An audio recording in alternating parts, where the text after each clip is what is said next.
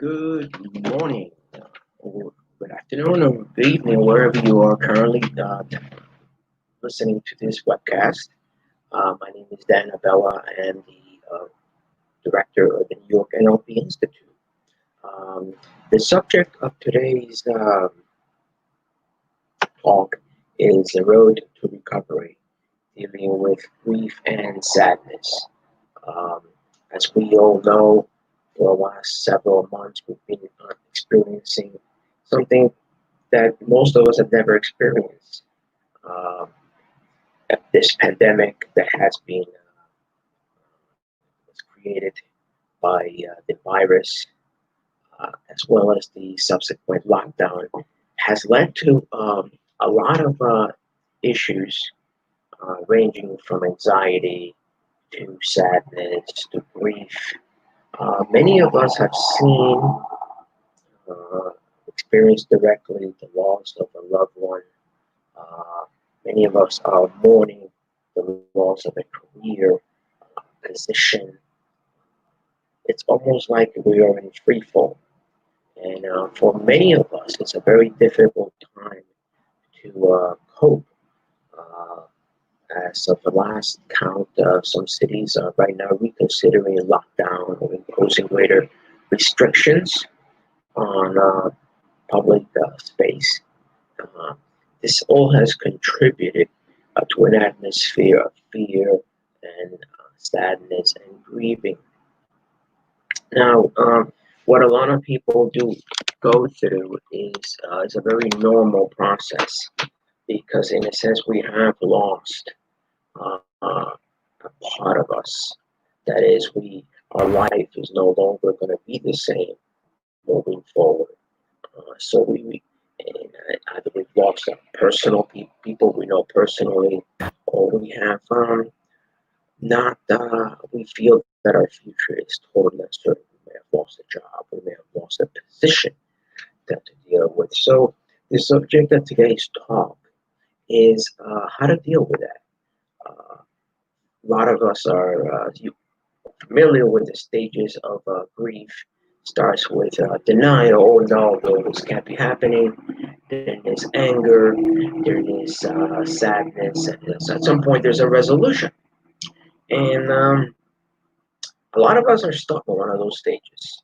And the object of today's talk is to give you guys a framework where you can really begin to understand how to deal and resolve these issues. Now, in the course of my work of the last 20, 30, 25 years, I found out that grief is a natural process, but there are some people who are stuck in that process. They never know how to let go. And there are others that go through it, and after a certain amount of time, you can see they change their perspective on the experience they had, whether it be a divorce, loss of a lost one, a loss of a job, loss of something that's really, really important to them.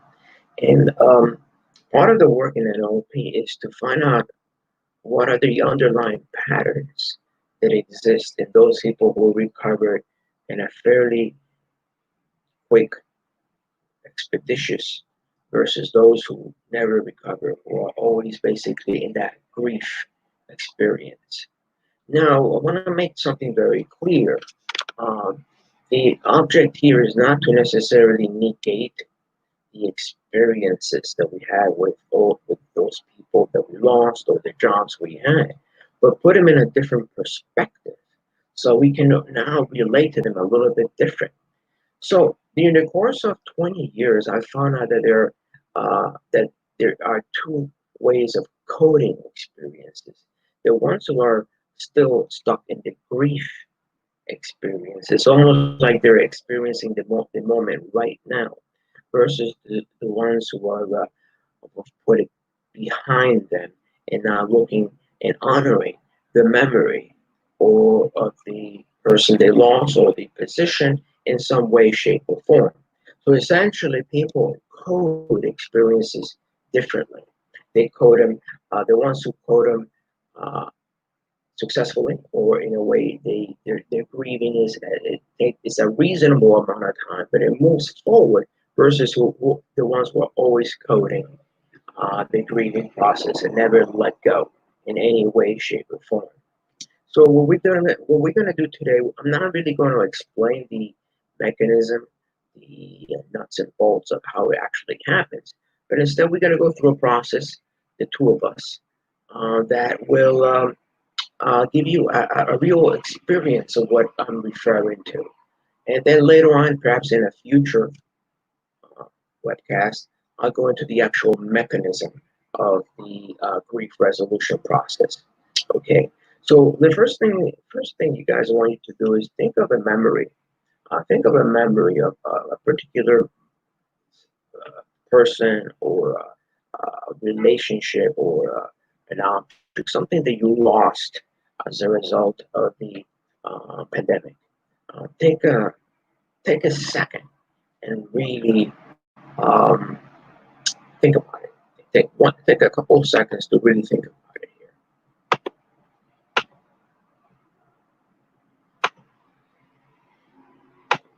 So what I really want you guys to do is this. I want you to really pick one specific thing you feel you've lost, whether you lost a great job you had, or maybe you've lost someone in your life that you really are still grieving for, or maybe something happened to you physically and you feel you'll never be able to recover, you'll never be able to go back to the way you used to be. Something that you pick something, pick a specific thing. Okay, I just really want you to focus on that, right? And take a second and really think of the memory that you have of the person or situation that has just passed away, that is no longer going to be available to you.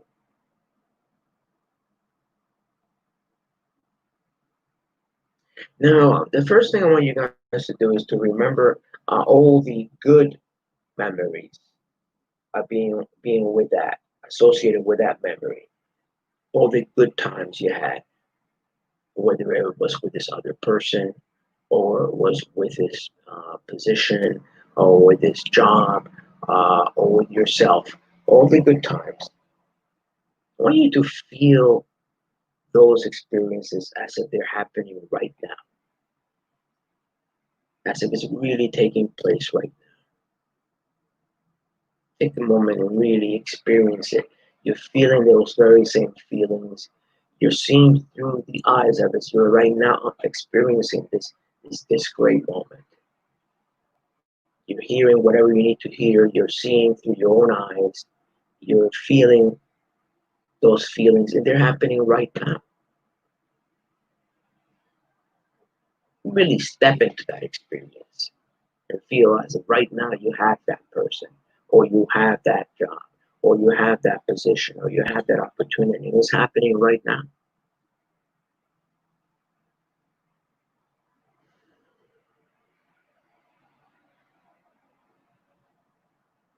Okay.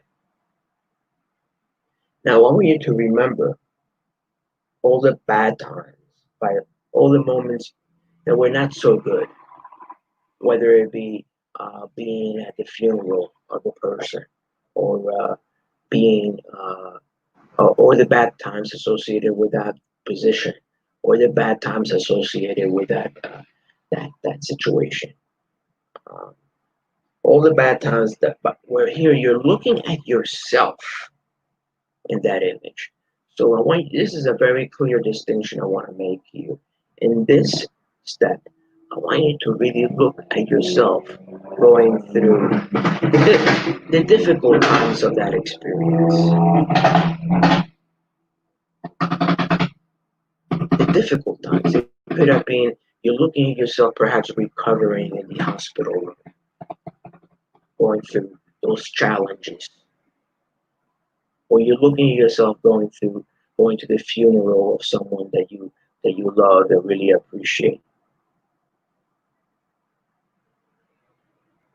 Or you're looking at yourself going through that job, perhaps those times in that job that were not so hot, that were not so great. But here you're looking at yourself. You're actually looking at a picture or a movie of yourself in that movie. And as you do it, though, I want you to really make those images really small. They're not big; they're small images where you're looking at yourself going through that experience. It's almost like you're watching yourself on a small black and white television screen.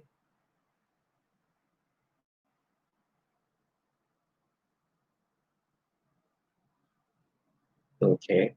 So here, again, to repeat, you're picking those moments that were not so pleasant.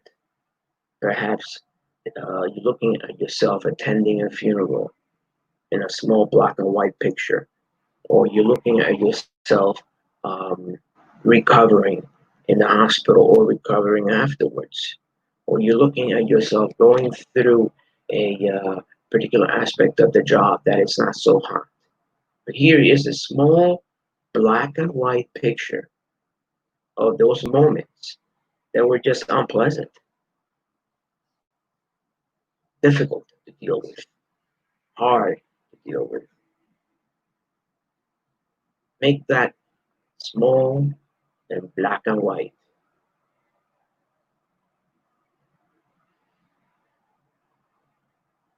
Now, I want you to take your timeline, your future, and your past, and imagine a line stretching way behind you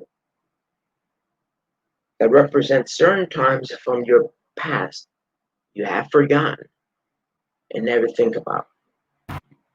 Imagine that line is way behind you. So now imagine taking all those memories, all those pictures, all those moments, all those bad times associated with this, and placing them all the way behind you. So take those moments that were unpleasant. Say you were in a hospital recovering from the injury, or you were attending a person's funeral, or your friend, or your someone loved one, or it's a job that you had. You see yourself with that job, not going through such great experiences. Do it black and white, make it really small, and I want you to take those images and put them way behind you on your timeline, in your past, all the way. Put them in your past.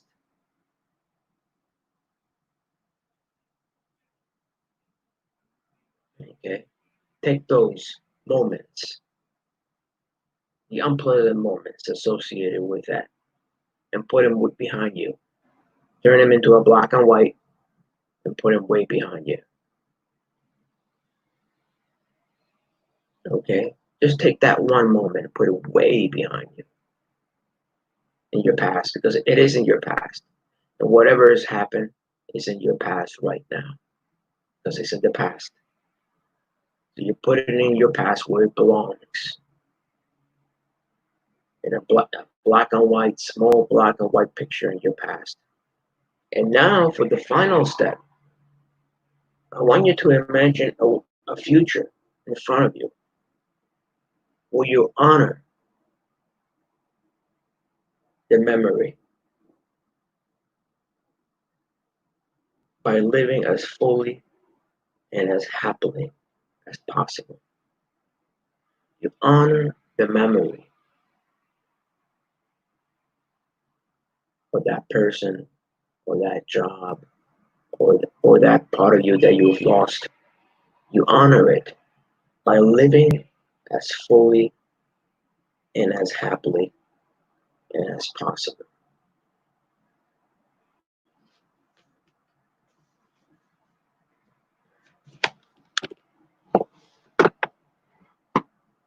Okay.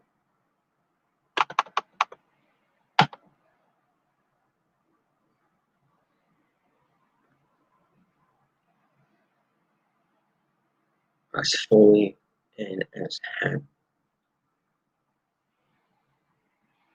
happily as possible. Here you are associated to the good times you had with that person, and you honor their memory by staying associated,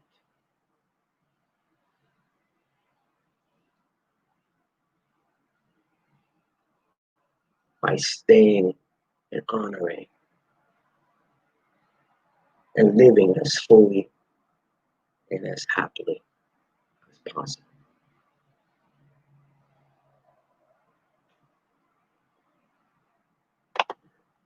All right, guys, so this is a basic 5-step process that a lot of us go through automatically as we start putting those sad, difficult memories behind us and have the positive memories associated with that person or job or thing we lost in front of us. And we honor them by fully staying present to those memories.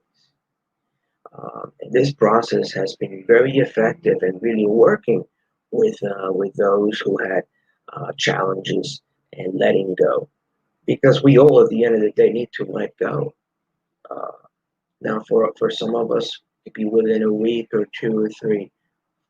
Others is a couple of months, and some never let go. So this process essentially helps you get along the path of letting go. And you might find that as you do this, you've done this in the next few days, you will start feeling a sense of movement forward, while at the same time honoring the memory of the person or the job that you are experiencing. We all have ways of getting perspective on what happened. Sometimes the issue is when we're stuck, whether in a grief mode or in a moment of anxiety, we're stuck in that moment in time. It's almost like we're in a prison. So this process will enable you to really break out of that prison and honor that memory of that person by staying fully associated to the good times, the positive times. And the unpleasant, we put it way behind you, way behind you.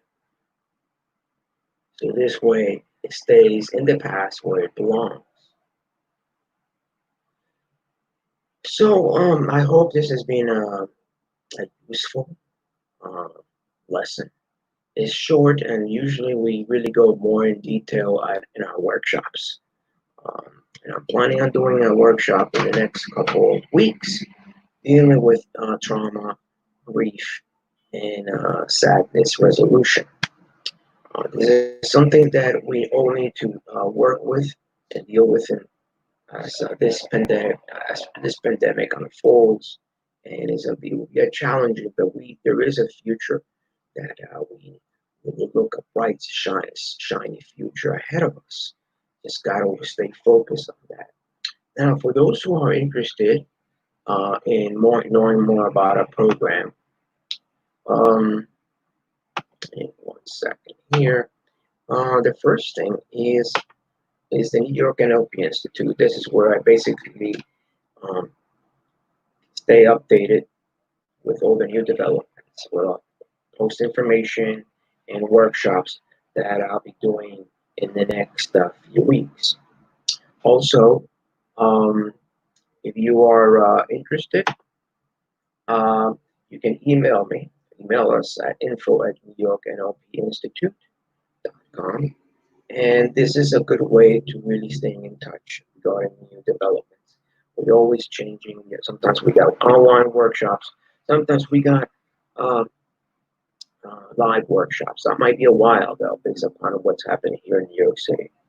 And last but not least, I want you guys to keep to subscribe to our YouTube channel. This is a good way to stay in touch with videos that I'll be posting in the next weeks and months to come to really help all of us get through this challenging period. Okay, so again, I bid all of you farewell, goodbye, stay well, and I will see you the next time. Bye bye.